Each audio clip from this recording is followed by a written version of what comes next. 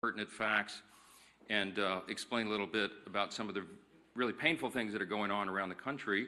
We're delighted to be joined by our dear friend, Kelly Loeffler, former U.S. Senator and now the leader of the U.S. Small Business Administration.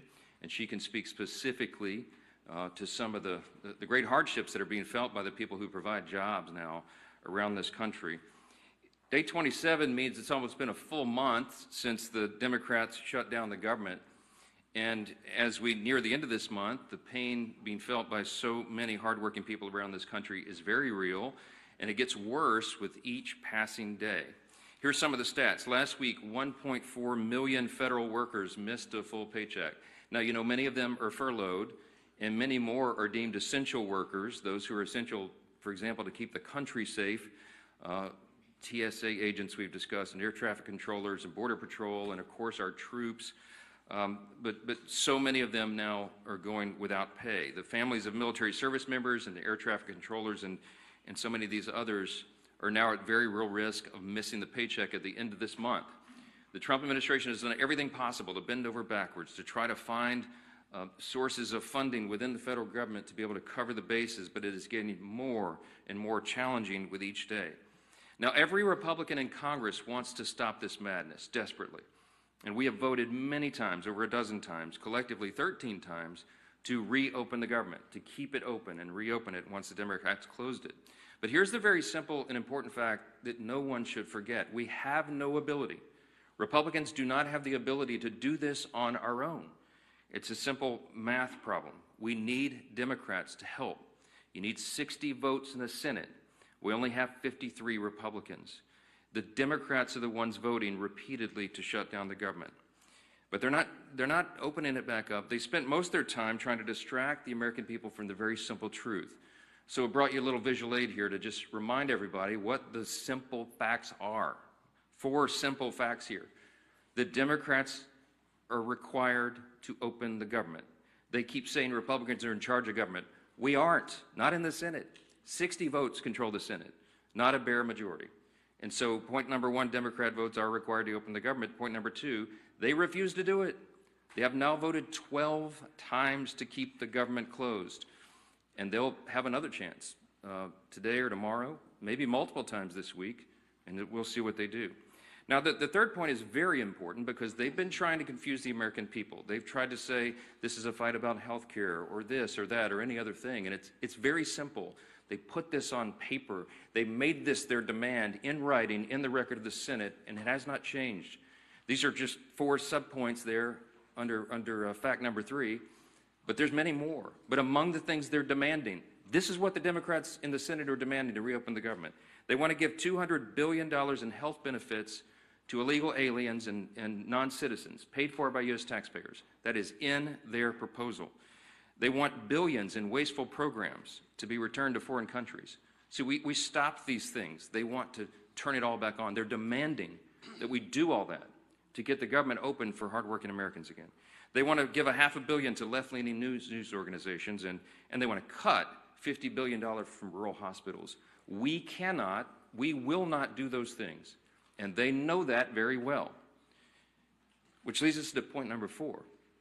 The Democrats have now openly admitted, and you all had to cover it last week, that they're using the pain of the American people as their leverage.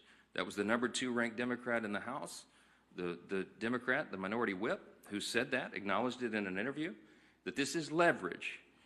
And Chuck Schumer himself boasted that every day of the shutdown gets better for us. That's his now infamous quote that he wishes he had not said out loud. But you know what they're doing and why.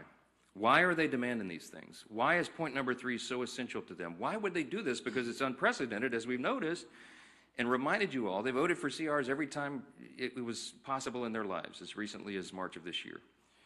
But they're doing it to appease their far-left Marxist base. That's the headline. That's why.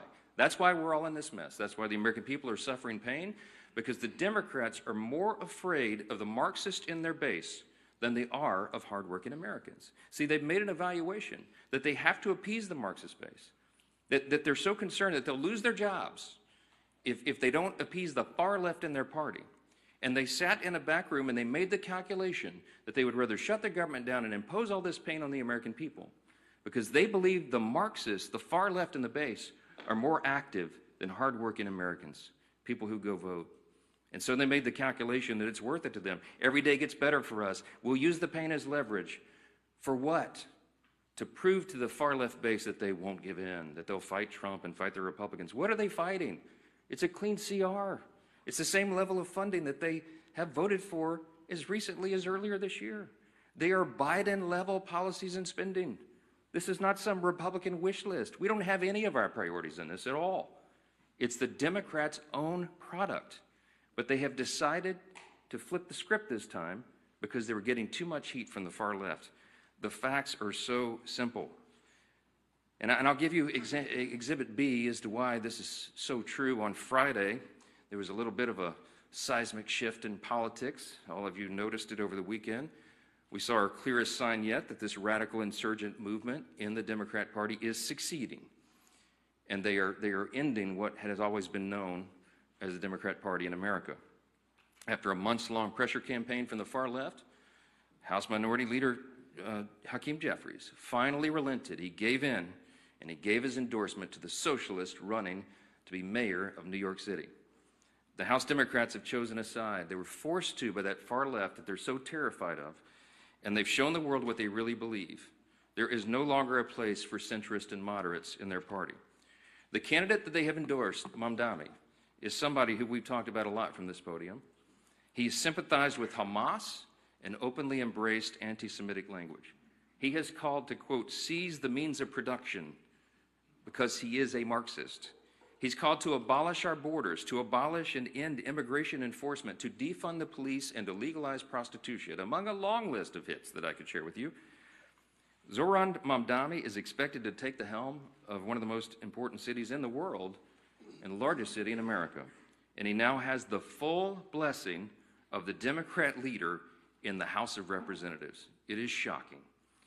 And that leader and all the other Democrats are going to co-own the consequences of what they do to America's largest city.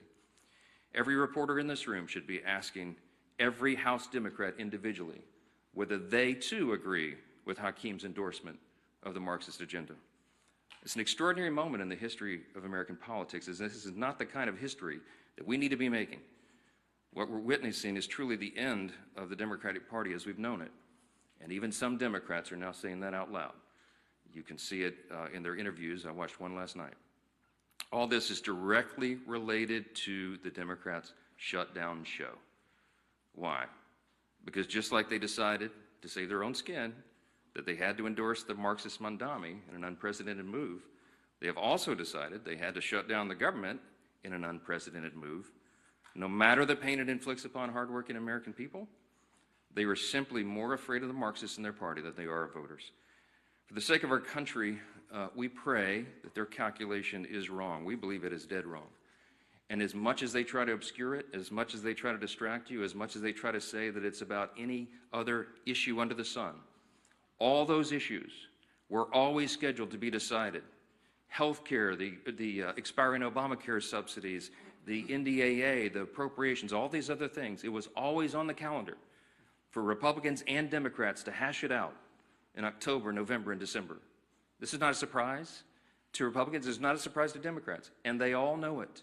That is the only thing they could grasp onto to try to give some sort of argument, to try to give cover for the fact that they're running from the far left base of their party. Facts are facts. And the ball is fully in the court of the Senate Democrats now.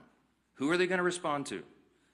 The American people, I think hardworking American families need to be a little more vocal. I think they need to call some of these Senate offices and tell them to stop the games. They need to know they should fear the American people worse than the Marxists who are trying to take over their party.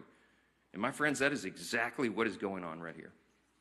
Now, I want to zoom in because we have a special guest and just focus on a group of men and women who are seeing the impact of this shutdown in their bottom line every single day, and that is America's small business owners. See, small businesses are the largest employers in our country. But unlike Washington Democrats, they don't have the luxury to wait out this shutdown. For many of them, federal contracts have been frozen, SBA loans and support have dried up, and business has dropped off due to uncertainty in the markets. A survey of small business owners across the country found that for the 1 in 5 small business owners who rely on government contracts, this shutdown is forcing them to pull back on their investments And what are those investments? It's new hires, new jobs. It's supplies and services. They have to pull back on those things so that they can make payroll work, so they can keep their employees employed. One business in Raleigh, North Carolina that relies on federal environmental approval said this, quote, "The backlog that is generated by the shutdown will last long beyond today." Another business in Georgia, Ms. Loeffler's home state, specializes in home repairs, added, quote, "When livelihoods are affected in such a manner, home repairs and projects get delayed if not canceled. Our government shutdown is a threat to us all." For American businesses that rely on loans from the SBA, each day means crucial dollars lost, and that affects every American at the end of the day. Small businesses across the country are being forced to go without roughly $170 million in SBA-backed loans each day, and that adds up to $4.5 billion in blocked loans just over the course of this shutdown so far. So while Chuck Schumer says that every day gets better for his party, every day is getting much, much harder for the people who are keeping the lights on around the country. To share more about what small businesses are experiencing firsthand, we are really delighted to join and welcoming this morning the Administrator of the U.S. Small Business Administration, Kelly Loeffler.